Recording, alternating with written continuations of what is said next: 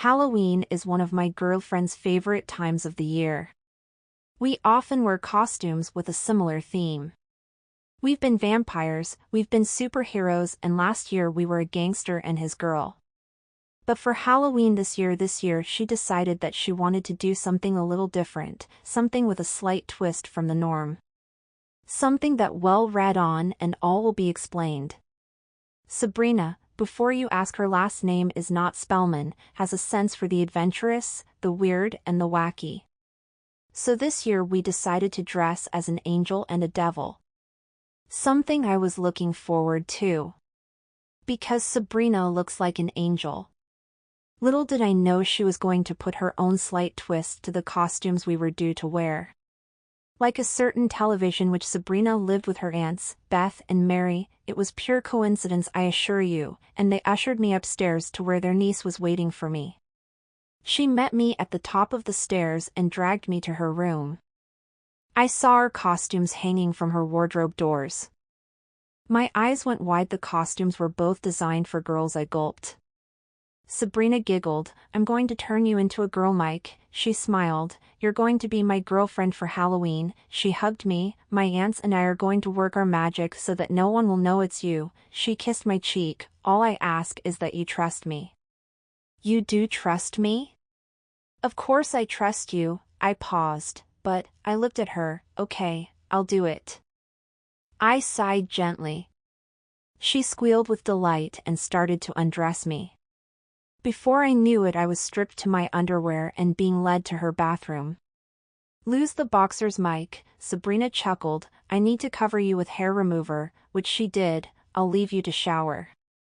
And have a close shave. I did as I was requested, watching my hair disappear down the plug hole.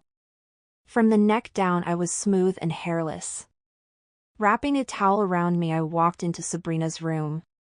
To suddenly be confronted by her aunts, who then got me to remove the towel. I blushed instantly.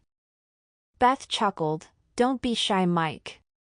It's not like you have got anything we've not seen before. She handed me a panty-like item. If you put that on, you'll look like a girl where it counts. The panty had a sheath into which I inserted. You can guess what I inserted. I then adjusted the panty until it was comfortable. It appeared to merge with my lower body as it matched my skin tone. I was amazed as I looked like a girl down below. I fought back a chuckle as I realized that I would have to sit to use the toilet. Mary and Beth then asked me to lie down on the bed. They then attached a pair of faux breasts. And followed that by using some concealing makeup which gave the illusion that I had grown them myself. As I stood up, I realized that the illusion would be shattered by my male-looking face. I was handed a black bra and panty set, which fitted me perfectly. I adjusted the bra so I was comfortable wearing it. That little act drew smiles from Beth and Mary. They handed me some nude-colored hold-up stockings. I sat down and rolled them up each leg, smoothing them as I did so. These slightly feminine gestures didn't go unnoticed. I think Mike has been Michelle before today, Mary stated in a matter-of-fact way. A boy wouldn't know how to do that. I agree, Beth smiled. Perhaps Mike dresses up as Michelle when he is at home, she queried, because she's a natural. It was true. I suppose I should come clean to you, dear reader, as well. I did like to dress up as a girl. And I have done so for as long as I can remember. I started to tear up. I fought back the tears of joy. I was wondering if they had guessed my secret. It's all right, Mike, Mary smiled. We've known for as long as you've dated Sabrina. And you confirmed it when you agreed to be Batgirl to Sabrina's Supergirl. She wiped a tear from my cheek. It's all right for a boy to show his feminine side occasionally.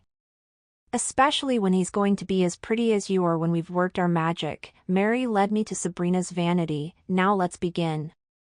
They had covered all the mirrors so I couldn't see what they were doing to me. Mary started working on my eyebrows, turning my bushy male brows into soft female arches. Beth worked on my fingernails, turning the bitten ends to rounded feminine arches. As they worked, I found myself fighting to stay awake. Their melodic voices were almost hypnotic as they talked.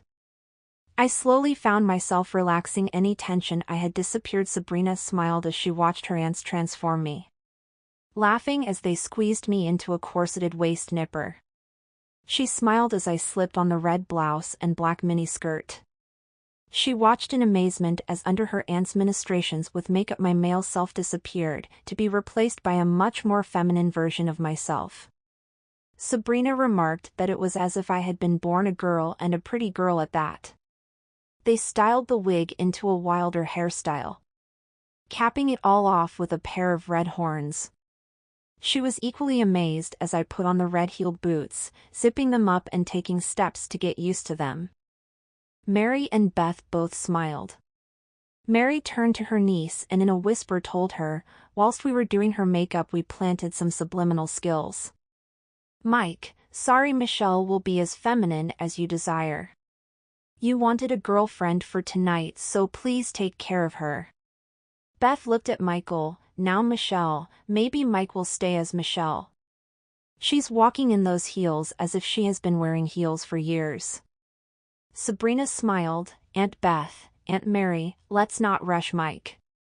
Let me work on him, drop hints, gradually introduce the idea that he'd be better off as a woman. He is after all a natural." The party was fantastic. I felt fantastic. I felt wondrously feminine and girlish. No one saw through my disguise. No one guessed that underneath the wig and makeup I was male.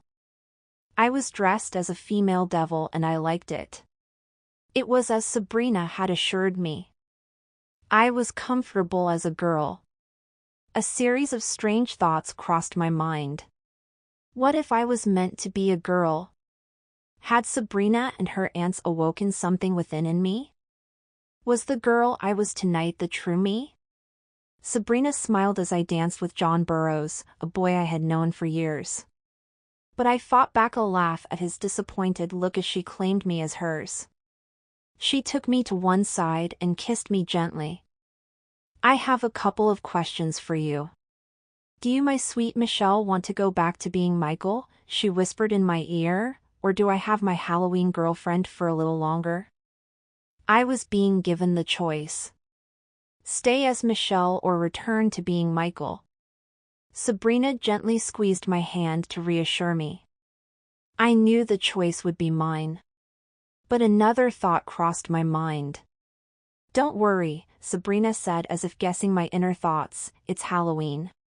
Magical things can happen tonight," she smiled, "but be careful what you wish for. Or it may come true," I whispered in my soft feminine voice, "it may come true." I chewed my lip as I thought and closed my eyes.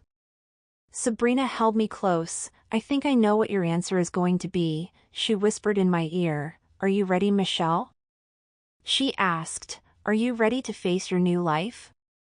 "As long as you are there to guide me," I answered. "I don't think it would be the same without you, Sabrina." I smiled weakly as I knew I was nervous. "Michelle is here to stay." Sabrina held me close. I felt my body tingle slightly at her touch.